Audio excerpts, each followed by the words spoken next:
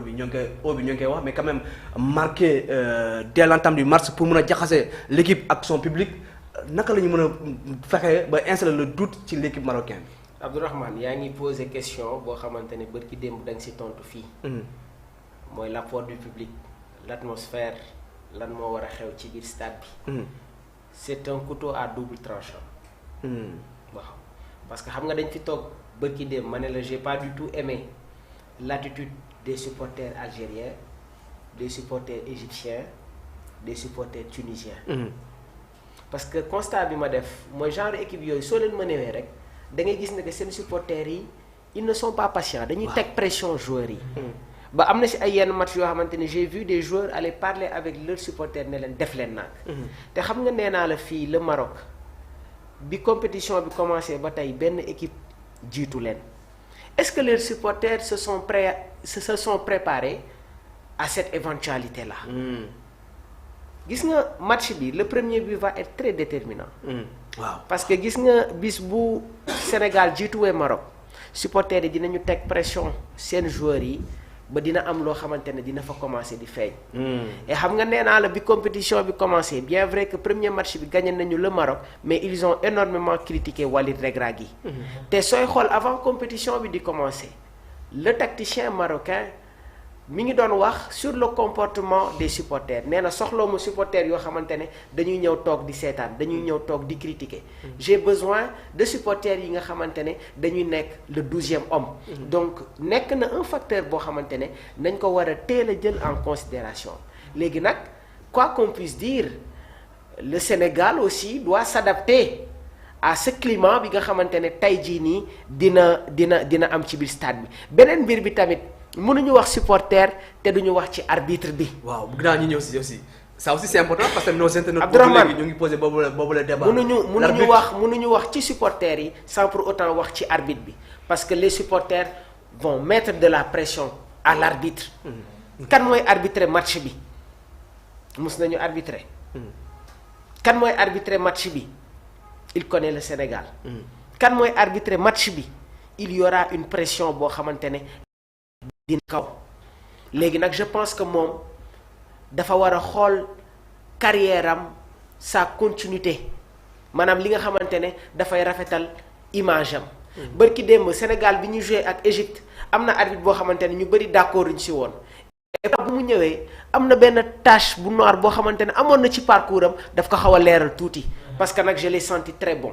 et je pense que cet arbitre congolais là na xam ne que football yamul ci tay parce que li tax ñu siy taxaw mooy bi Coupe d'Afrique bi commencé quoi qu'on puisse dire nag am na ay match yoo xamante ne Maroc football na ko j'étais pas du tout d'accord avec l'arbitrage. Arbitrage maison des fautes yoo xamante ne dañ ko teg en leur faveur moo tax nos joueurs doivent être très prudents aujourd'hui. yenn risques yi bu ñu ko jël si suñu zone man je préfère que cette équipe fasse des fautes.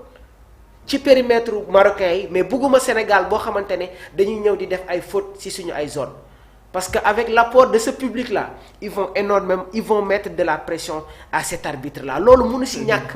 léegi nag je pense que le staff technique dañ ciy waxaat c'est des professionnels.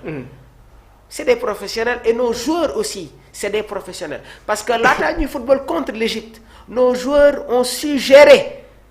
yenn joueurs yi amoon carton à part Habib Diarra ak Kalidou yeneen joueurs yi ils ont bien géré la rencontre là surtout Pape Alassane Gueye parce que c'est un joueur boo xamante ne il n'hésite pas à aller au duel et pourtant match bi ñu joué contre Égypte man xam naa ne que Pape Bouna Thiaw a eu un discours très important entre Pape Alassane Gueye ne ko bul bàyyee xel carton bi je veux que tu complètes maanaam compensation espace yi nga xamante ne mi ngi doon am ci yenn match yi et je pense que Pape a appliqué à la perfection Pape Gueye je veux dire à la perfection le discours du coach beneen mbir bi tamit am na différence boo xamante ne dafay feeñ parce que yàgg naa di wax fii ne la nos joueurs sont confrontés à toutes les formes de dispositifs tactiques Pape Thiaw amul dara loo xamante ne daf koy jàngal joueurs yi mais xarañteefam man fenn rek laa ko doon xaaree man Pape Thiaw bi ma nee aay na dama xaar mu déployer benn discours et suñu joueurs yii nii il suffit juste coach bi wax dañ koy appliquer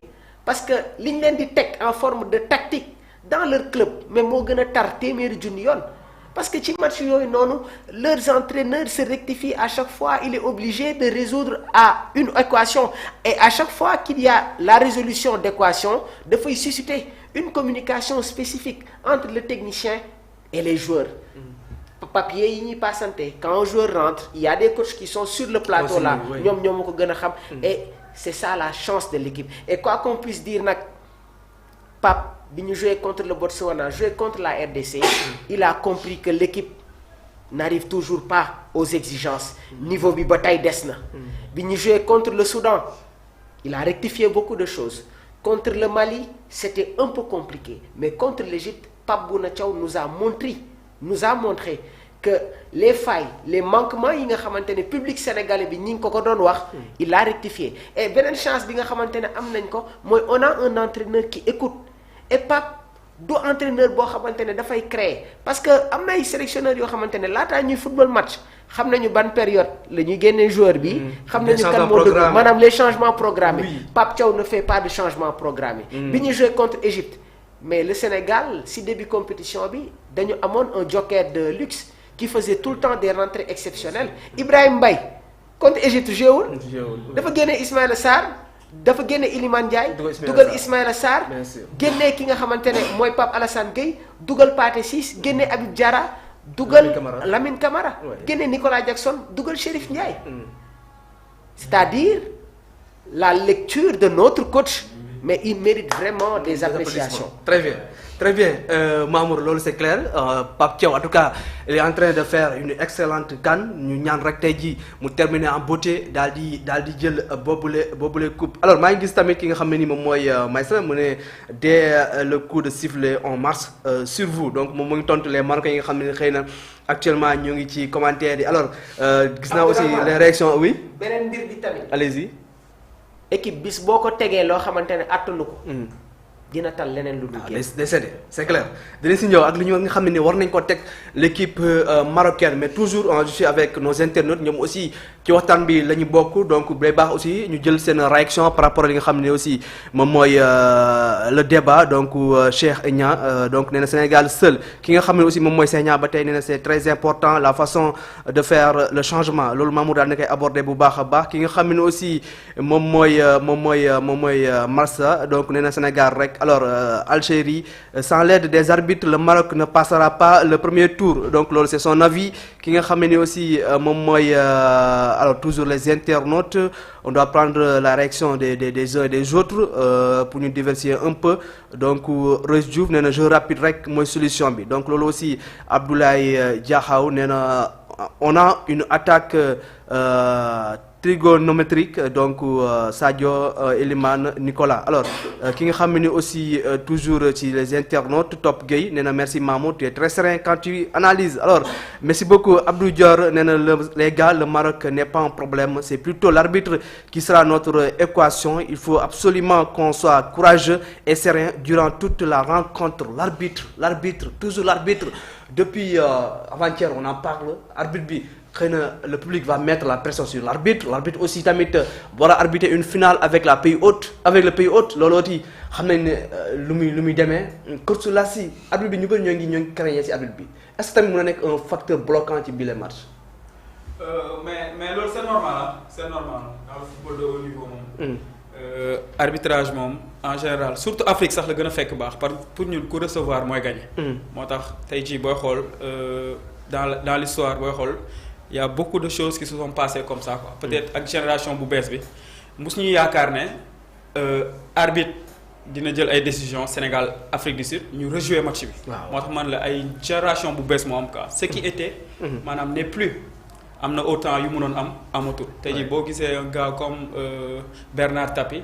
bu muy doog a ñëw dans le milieu inexpérimenté. bu mu demee jouer Coupe d'Europe face au Benfica, la main de Vata dafa ne léegi j'ai pris note. dafa wax face au journaliste léegi élimination Marseille la. mu ne j'ai pris note maintenant je sais. après moom si la ñëw commencé kii ak arbitre yi Marseille dafa dem ba am équipe bu am doole.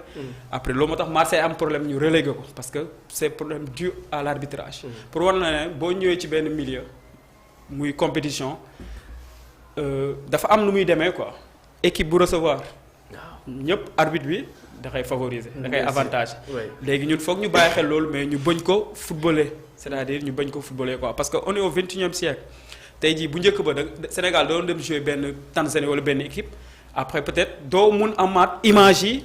pour xam ne voilà léegi dafa am ay réseaux sociaux yu am. yoo xam ne la VAR exactement am na lu mu war a jouer voilà tey jii booy xool mais VAR pour man.